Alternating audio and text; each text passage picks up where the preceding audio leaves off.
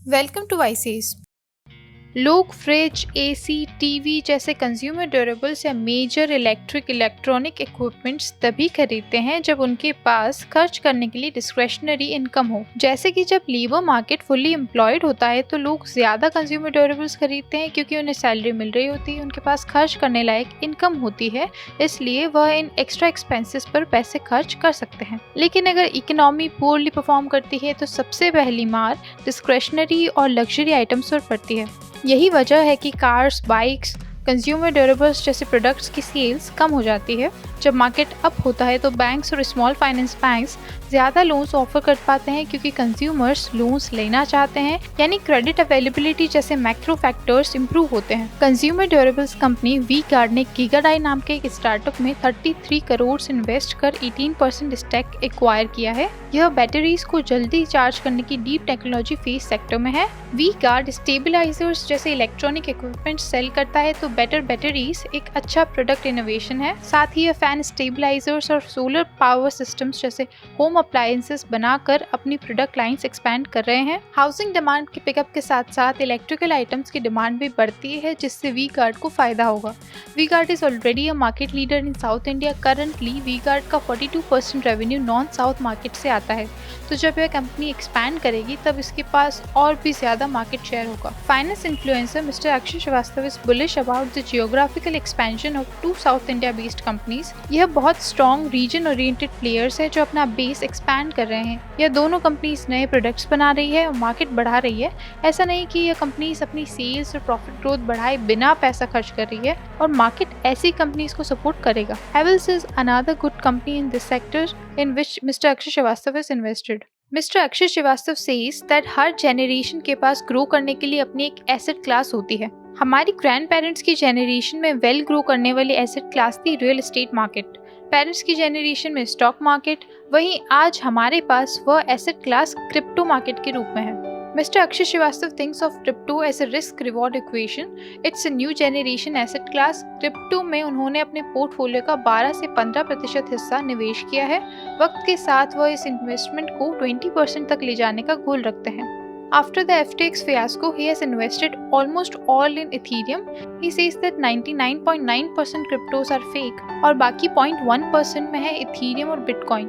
Crypto में एक evolutionary phase होगा जो कि हर जगह होता है, चाहे वह इंटरनेट हो, ऑटोमोबाइल्स हो या फिर एटीएम का अडॉप्शन। जैसे कि 1999 में .com बबल के बाद 2000 में अमेजॉन 93 से 94% तक डाउन हुआ था, लेकिन इसके बाद ये 50 से 60% नहीं बल्कि 560 गुना से ज़्यादा ग्रो हुआ। और रही बात इंट्रिंसिक वैल्यू की कि क्रिप्टो की कोई इंट्रिंसिक वैल्यू नहीं होती है जैसे कि गोल्ड जैसे एसेट्स की होती है, तो इस बारे में इन्फ्लुएंसर अक्षय श्रीवास्तव कहते हैं कि इस लॉजिक के हिसाब से तो लैंड की भी कोई इंट्रिंसिक वैल्यू नहीं होती है। आप एक प्रॉपर्टी खरीदते हो, फिर इससे किसी और को बेचते हो, इसी तरह आप पैसा बनाते हैं। लैंड भी कोई डिविडेंड पे आउट नहीं देता। वहीं जिस तरह से आप लैंड पर बिल्ड कर सकते हैं, आप ब्लॉकचेन पर भी चीज़ें बना सकते हैं। According to him, crypto tech, philosophy, finance सभी चीज़ों का मर्जर है।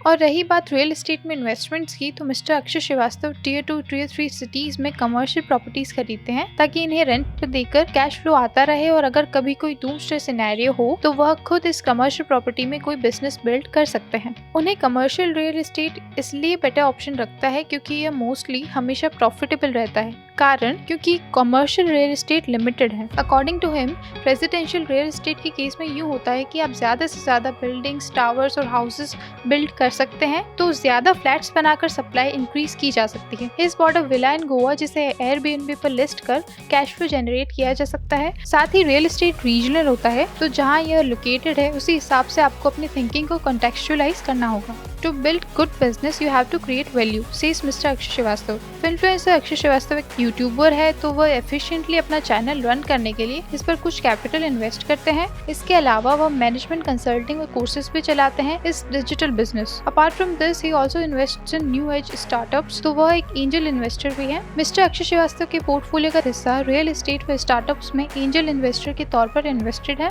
Now let's look at his philosophy on swing trade. जब बात पीएसयू स्टॉक्स की आती है तो मिस्टर अक्षय श्रीवास्तव की फिलॉसफी है कि आपको पीएसयू स्टॉक्स में इन्वेस्ट नहीं बल्कि ट्रेड करना चाहिए। यह सिंपल स्टॉक्स हैं जो साइकिल्स में चलते हैं और काफ़ी समय तक इनका ग्राफ सिमिलर ग्रो करता है, जिसे समझकर आप डिसेंट मनी अर्न कर सकते हैं। आपको एक चैनल को ट्रेड करना चाहिए, आपको स्टॉक बीटन डाउन प्राइस पर ही खरीदना चाहिए और सिर्फ वही स्टॉक खरीदें जिसका बिजनेस आउटलुक अच्छा हो। सेल, ओएनजीसी या ऑयल इंडिया जैसे कमोडिटी स्टॉक्स खरीदते वक्त एक्सटर्नल मैक्रो इकोनॉमिक्स का भी ध्यान रखें, क्योंकि पीएसयू स्टॉक्स का प्राइस काफ़ी हद तक मैक्रो फैक्टर से ही डिसाइड होता है। किसी भी स्टॉक के टेक्निकल एनालिसिस के लिए वह इन्वेस्टर ट्रेड वैल्यू के प्रिंसिपल को फॉलो करते हैं। अगर कोई कंपनी इसके अब तक के हाईएस्ट प्रॉफिट्स बना रही है पर लोग फिर भी इस पर बेट नहीं कर रहे हैं और यह अपने हाईएस्ट प्राइस पर ट्रेड नहीं कर रही है, तो उस स्टॉक को बाय कर लेना चाहिए। इंडस्ट्री के फ्यूचर ट्रेंड्स पर गौर करें, पेयर एनालिसिस करें, कौन से स्टॉक्स फ्यूचर में ग्रो कर सकते हैं। Bet big and buy on dips. Trading में बेसिकली होता यूँ है कि यदि आप एक ही दिन में पोजीशन लेते हैं, यानी स्टॉक के बढ़ने या घटने पर पैसा लगाते हैं और सेम डे पर पोजीशन कट ऑफ कर देते हैं, तो आप इंट्राडे ट्रेडर कहलाते हैं। वहीं स्विंग ट्रेडर्स स्टॉक को कम रेट पर खरीदते हैं और कुछ दिनों बाद टेक्निकल पैटर्न्स ऑब्जर्व कर हायर प्राइस पर सेल कर देते हैं। यानी ट्रेडर्स टेक्निकल एनालिसिस करते हैं, वहीं इन्वेस्टर्स फंडामेंटल एनालिसिस करते हैं।